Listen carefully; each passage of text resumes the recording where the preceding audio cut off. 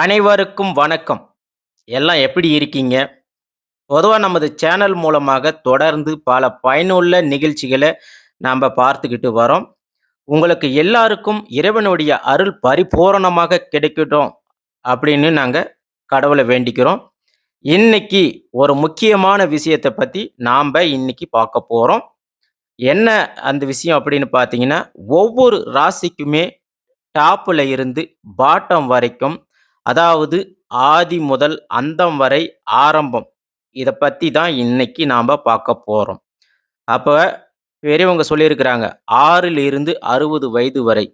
இந்த 6ல இருந்து 60, அதற்கு பிறகு 80, 90, 100 வயசு அப்படி எல்லாம் நம்ப வாழக்கூடிய இந்த வாழ்க்கைய வச்சு தாங்க எல்லாமே உங்களுக்கு அமையும். நல்ல சொத்து பத்து, வீடு வாசல், குடும்பம், சந்தோஷம், நிம்மதி, நோயற்ற வாழ்வு இப்படி எல்லாமே நம்பளுடைய வாழ்க்கை முறையில நம்பளுக்கு பிரம்ம பகவான் எழுதி வச்சிருக்கிற முறைப்படி தான் இது எல்லாமே நடக்கும். அப்படி இருக்கும் பட்சத்துல நம்மளுடைய கால புருஷனுடைய 12 ராசிகள்ல 10வது ராசி தாங்க இந்த மகரம் ராசி. அப்ப இந்த மகர ராசிய பத்தி ஆராயறதுக்கு முன்னாடி, இந்த மந்திரத்த நம்ம ஒரு முறை சொல்லிட்டு ஆரம்பிக்கலாங்க. அதாவது குரு பிரம்மா, குரு விஷ்ணு, குருதேவ மகேஸ்வராக, குரு சாட்சாத் பரபிரம்மா, குருவே நமோ நமக. எதுக்கு இந்த ராசிக்கு மட்டும் இப்படி ஆரம்பம் அப்படின்னு உங்க மனசுல எல்லாருக்குமே தோணும்.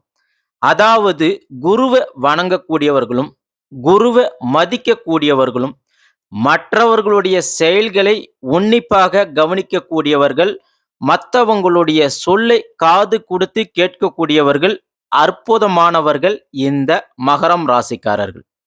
அப்ப இந்த மகரம் ராசி அன்பர்கள் பற்றி பேசுவதற்கு எனக்கு ஒரு பெரிய பாக்கியம். ஏன்னா பகவான் நாராயணன் அவதரித்தது எந்த ராசி அப்படின்னு கேட்டீங்கன்னா இந்த மகர ராசி தாங்க. அப்படி அந்த நாராயணனை நினைத்து இந்த நேரத்துல உங்களுக்கு 6 வயதுல இருந்து 100 வயது வரைக்கும் இந்த பிரம்மன் எழுதிய தலைவிதி என்ன அப்படின்றது இப்ப நாம மகிழ்ச்சியாக சொல்ல போறேங்க. அதே போல இந்த பிரம்மனுடைய எழுத்து பல பேருக்கு புரியாதுங்க. ஆனா அதை புரிந்து கொள்ளக்கூடிய அளவுக்கு மனப்பக்குவம் படைத்தவர்கள் யார் என்று கேட்டீங்கன்னா கண்டிப்பா நிச்சயமாக இந்த மகர ராசி அன்பர்களை தாங்க நாங்க சொல்லுவோங்க. ஏன்னா அவங்களுக்கு மட்டும்தான் அது புரியும்.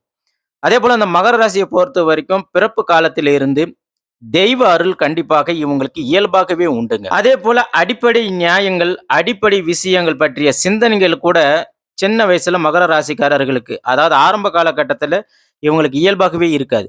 அதை பத்திய எண்ணமோ, அதை பத்திய விஷயங்களோ, அது எதுவுமே அவங்களுக்கு அந்த காலகட்டத்துல தெரியாது, கிடைக்காது. ஆனா அதே சமயத்துல அத அலட்சியம் பண்ண மாட்டாங்க. அத பத்தி எதுவுமே இவங்க தெரிஞ்சுக்க மாட்டாங்க. அத விரும்பப்படவும் மாட்டாங்க. இப்படிதான் உங்களுடைய ஆரம்ப காலகட்டம் ஆரம்பம் ஆகுதுங்க. அப்போ உங்களுக்கு 6 வயசு ஆரம்பிக்கும்போது, ஆரம்ப காலகட்டத்தில உங்களுக்கு ஜெனரல் நாலேட்ஜ்க்குள்ள போகும்போது, உங்களுக்கு எதுவுமே தேவையோ, அத மட்டும் தான் நீங்க அக்செப்ட் பண்ணுவீங்க. உங்களுக்கு ஒரு விஷயம் இது எது தேவையோ, அது மட்டும் தான் நீங்க அக்செப்ட் பண்ணுவீங்க. அப்ப தேவையில்லாதத நீங்க அக்செப்ட் பண்ண மாட்டீங்க. அத கண்டுக்கவும் மாட்டீங்க. அடுத்ததா இவங்களுடைய ஆரம்ப காலகட்டத்திலிருந்து பார்க்கும்போது, ஒரு குறிப்பிட்ட காலம் 16, 17 வயசுல வந்து பார்த்தீங்கன்னா, அன்னன்னைக்கு இருக்கிறத மட்டும் இவங்களுடைய வாழ்க்கையில அனுபவிச்சுட்டு போவாங்க. ஒரு எதிர்பார்த்த ஒரு புது சிந்தனை அவங்க எடுத்துக்கொண்டு போக மாட்டாங்க. அது போகவும் முடியாது. இப்படியே இந்த காலகட்டத்துல வரும்போது, இந்த தர்ம சிந்தனைகள், நல்ல நியாயம், அதேபோல அடுத்தவங்க பேச்சு கேட்டு நடக்கணும் அப்படின்ற எண்ணம் கொண்டவர்கள் இந்த மகர ராசி அன்பர்கள். அதேபோல தர்மனுடைய முழு எண்ணங்களும் இவங்க கிட்ட இருக்குங்க. பொதுவா தர்மம் எப்படிப்பட்டவங்க உங்களுக்கு தெரியுமா? தர்மம் என்ன அதி புத்திசாலியா? இல்ல நல்ல நியாயவானா? அப்படின்றது எல்லாருக்குமே தெரியும். உண்மையாகவே தர்மம் ஒரு நல்ல புத்திசாலிங்க. தர்மவான். அப்படிப்பட்ட தர்மவானாக இருக்கக்கூடியவர்களும் யாரு அப்படின்னு கேட்டீங்கன்னா, இந்த மகர ராசிய கண்டிப்பாக சொல்லலாங்க. இப்படி இவங்களுடைய காலம் கடந்து போகும்போது, இவங்க 26 வயசுல சின்ன சின்ன இடர்பாடுகள்லாம் இவங்களுக்கு வருங்க. ஆனா, அது தப்பான எண்ணத்துல இந்த மகர ராசிக்கு வராது. ஒருத்தரும் வந்து அந்த தப்பான வழிக்கு போக மாட்டாங்க. அதேபோல ஒருத்தனை அழிக்கணும், ஒருத்தனை கெடுக்கணும், ஒருத்தருடைய பொருளை எடுத்துக்கணும் அப்படின்ற எந்த ஒரு எண்ணமும் இந்த மகர ராசிக்காரர்களுக்கு வராது. அதேபோல இவங்க மாதிரியே நாமளும் அனுபவிக்கணும், எல்லாத்தையும் அனுபவிக்கணும் அப்படின்ற எண்ணம் ஒருபோதும் மகர ராசிக்காரர்களுக்கு வராதுங்க. அப்படிப்பட்ட மகர ராசிக்காரர்கள் சீக்கிரமாகவே குடும்ப வாழ்க்கைக்குள்ள வந்துடுவாங்க. பொதுவாக மகர ராசிக்காரர்களுக்கு அந்த கரெக்ட்டான ஏஜ் வரும்போது இவங்களுடைய வாழ்க்கை செட்டில் ஆகுங்க. குடும்ப வாழ்க்கை கண்டிப்பாக செட்டில் ஆகுங்க. ஆனா, ஒரு சில பேருக்கு வந்து பார்த்தீங்கன்னா, அதாவது மற்றவர்களுக்கு குடும்பம் கொஞ்சம் லேட்டா தான் அமையுங்க. அதாவது திருமணம் இவங்க லேட்டா தான் செய்வாங்க. அப்படி இவங்க செய்யறதுக்கு காரணமும் இவங்களே தாங்க. பொதுவா குடும்பத்தோட சூழ்நிலை, இவங்கள சார்ந்து இருக்கிறவங்க சூழ்நிலை, இது எல்லாம் பார்த்து நான் கொஞ்சம் செட்டில் ஆயிட்டு நான் திருமணம் செஞ்சுக்கிறேன் அப்படின்னு சில மகர ராசிக்காரர்கள் நினைக்கிறாங்க. அப்படி நினைக்கும்போது, இவங்களுக்கு அந்த குடும்ப வாழ்க்கை உடனே கிடைக்காதுங்க. அந்த டைமுக்கு உங்களுக்கு அமையும்போது, நீங்க கண்டிப்பா அந்த குடும்ப வாழ்க்கைக்குள்ள போகணும். அப்படி போகாத பட்சத்தில உங்களுக்கு கண்டிப்பா லைஃப் செட்டில் ஆகுறது கொஞ்சம் லேட் ஆகும். அந்த விஷயத்த கொஞ்சம் கவனமாக வச்சுக்கங்க மகர ராசிக்காரர்கள். எந்த காரணத்த கொண்டும் மகர ராசிக்காரர்கள் உங்களுக்கு அந்த சரியான நேரத்தில கிடைக்கிற வாய்ப்பை நீங்க பயன்படுத்திக்கங்க. நான் மெதுவா திருமணம் செஞ்சுக்கிறேன் அப்படின்ற ஒரு தவற மட்டும் நீங்க வாழ்க்கையில செய்யாதீங்க. குடும்ப வாழ்க்கைன்னா என்னங்க? அதாவது கல்யாணம், குழந்தை, வேலை, உத்தியோகம், தொழிலு, இடம், பொருள் வாங்கறது, வண்டி வாங்குறது, வாகனம் வாங்குறது, இது எல்லாமே அமைஞ்சது தாங்க குடும்ப வாழ்க்கை. பொதுவா மகர ராசிக்காரர்களுக்கு இது எல்லாமே அந்த குறிப்பிட்ட காலத்துல உங்களுக்கு அந்த முன்னாடியே கடவுள் கொடுப்பாரு. ஆனா அத மிஸ் பண்ணாதீங்க. அதனால தான் சொல்றேங்க. அத அப்பவே பயன்படுத்தி நீங்க உள்ள போயிட்டு வாழ்க்கைய செட்டில் ஆயிரணும். அப்போ உங்க சின்ன வயசுல, அதாவது 26 வயசுல உங்களுக்கு வாழ்க்கைனா என்னான்னு உங்களுக்கு முழுமையா தெரிஞ்சிரும். அந்த 26 வயசு அந்த சின்ன வயசுலயே உங்களுக்கு வாழ்க்கைனா என்னன்னு உங்களுக்கு தெரிஞ்சிருங்க. அடுத்ததா 29 வயசு வரும்போது, அதாவது 2+9 = 11. அத கூட்டுனீங்கன்னா 2. இந்த 2 சந்திரனுடைய ஆதிக்கம் ஆரம்பமாகும்போது, இவங்க லைஃப் ரொம்ப செட்டில் ஆயிடுங்க. உங்களுக்கு அந்த ஏஜ் வரும்போது உங்க லைஃப் செட்டில் ஆகணும். அதாவது 29 வயசுல மகரம் ராசிக்காரர்களுக்கு ஒரு டர்னிங் பாயிண்ட் கண்டிப்பாக உண்டுங்க. இதுல சில மகர ராசிக்காரர்கள் பல பேருடன் பழக்கவழக்கம்லாம் ஏற்படுங்க. இது மூலியமாக உங்க வாழ்க்கை டெவலப் ஆகும். அது மட்டும் இல்லாம மகர ராசிக்காரர்களை பொறுத்தவரைக்கும் பணிவு உங்களுடைய வாழ்க்கையில மிகப்பெரிய பிளஸ் பாயிண்டாக இருக்குங்க. அதனால தான் உங்களுடைய பணிவு தாங்க உங்க வாழ்க்கையில மிகப்பெரிய வளர்ச்சியை ஏற்படுத்தி குடுக்குதுங்க. அது யாரு ஓனராக இருக்கட்டும், வேலை செய்ற இடமாக இருக்கட்டும், வீடாக இருக்கட்டும், எப்பவுமே மகர ராசிக்காரர்கள் பணிவாக தாங்க இருப்பாங்க. அடுத்ததா இந்த வயசு, இந்த 29 வயசு பார்த்தீங்கன்னா, நீங்க இந்த அரியணை ஏறுவதற்கான வயசுங்க இது. அத நீங்க கண்டிப்பாக தவற விடக்கூடாதுங்க மகர ராசிக்காரர்களே. உங்களோட 29 வயசுல நீங்க அரியணை ஏறியே ஆகணும். இந்த பணிவு தாங்க உங்களுடைய சூட்சமம். மகர ராசிக்காரர்களுக்கு ஒரு சூட்சுமம் என்னன்னா, இந்த பணிவு தாங்க. இதுதாங்க உங்களுடைய வெற்றி. இந்த சூட்சுமத்த மட்டும் நீங்க தெரிஞ்சுக்கிட்டு வந்துட்டு இருந்தீங்கன்னா, உங்க 36 வயசுக்கு பிறகு நீங்க டாப்ல வருவீங்க. அதாவது இந்த சூட்சுமத்த நீங்க மிஸ் பண்ணாம பயன்படுத்திட்டு வந்தீங்கன்னா, இந்த 36 வயசுல நீங்க மிகப்பெரிய டாப்ல வருவீங்க. அதாவது என்ன தொழில் பண்றீங்க? எந்த இடத்துல இருக்கிறீங்க? அந்த இடத்துக்கு நீங்க தாங்க ராஜாவா வருவீங்க. ஒரு தொழில் செய்ற இடமாக இருக்கட்டும், வேலை செய்ற இடமாக இருக்கட்டும், எந்த இடமாக இருந்தாலும் அந்த இடத்துக்கு நீங்க தாங்க ராஜாவா வருவீங்க. அதேபோல யாரையும் நீங்க கெடுத்து, யாரையும் நீங்க தொந்தரவு பண்ணிலாம் அந்த இடத்துக்கு வரமாட்டீங்க. அப்ப இந்த சீட்டு, அந்த சிம்மாசனத்துக்கு நீங்க தாங்க ராஜ அலங்காரம் செய்வீங்க. அதேபோல இந்த மகர ராசிக்காரர்கள் உங்கள பார்த்தா மத்தவங்க பொறாமப்படுவாங்க. நீங்க எப்படி இந்த மாரிலாம் இருக்கிறீங்க? இந்த மாரிலாம் டெவலப் ஆவுறீங்கன்ட்டு உங்க மேல பொறாமப்படுவாங்க. அப்ப இந்த மகர ராசிக்காரர்கள் இந்த வேலைய எப்படி கரெக்ட்டா செய்யணும் அப்படின்றது இவங்களுக்கு நுணுக்கமா தெரியுங்க. அதுக்கு காரணம் இவங்க கிட்ட கடவுள் பக்தியும் இருக்கு, குரு பக்தியும் இருக்கு, அதேபோல தொழில் பக்தியும் இருக்குங்க. இது எல்லாமே இந்த மகர ராசிக்காரர்கள் இவர்களுடைய குணாதிசயத்துல முதல் இடத்துல இருக்குங்க. இந்த 3 சக்தியும் சேரும்போது ஒரு நியாயம் ததும்பிய ஒரு மனிதனாக உங்கள பார்க்க முடியுதுங்க மகர ராசி அன்பர்களே. அடுத்ததாக இப்படியே உங்களுடைய காலகட்டங்கள் போகும்போது அடுத்த 56 வயசுல எல்லாத்தையும் பார்த்தீங்கன்னா, ஏறத்தாழ பெரிய மகிழ்ச்சிகள் எல்லாத்தையுமே நீங்க அந்த காலகட்டத்துல பார்த்துடுவீங்க, பார்த்திட முடியும். அதாவது உங்களுடைய வாழ்க்கையில அந்த 56 வயசுல உங்களுடைய வீடு கட்டுறதாக இருக்கட்டும், திருமணமாக இருக்கட்டும், உங்க பிள்ளைகளுக்கு திருமணம், பேர, பேத்தி, குழந்தைகள பார்க்கறது, இடம் வாங்குறது, பூமி வாங்குறது அப்படின்னு எல்லா சந்தோஷத்தையும் நீங்க அனுபவிச்சிடுவீங்க. அப்படிப்பட்ட மகர ராசிக்கு எல்லாமே கொடுக்கிற இந்த இறைவன், ஒரு இடத்துல சின்ன மைனஸ இவங்களுக்கு பண்றாருங்க.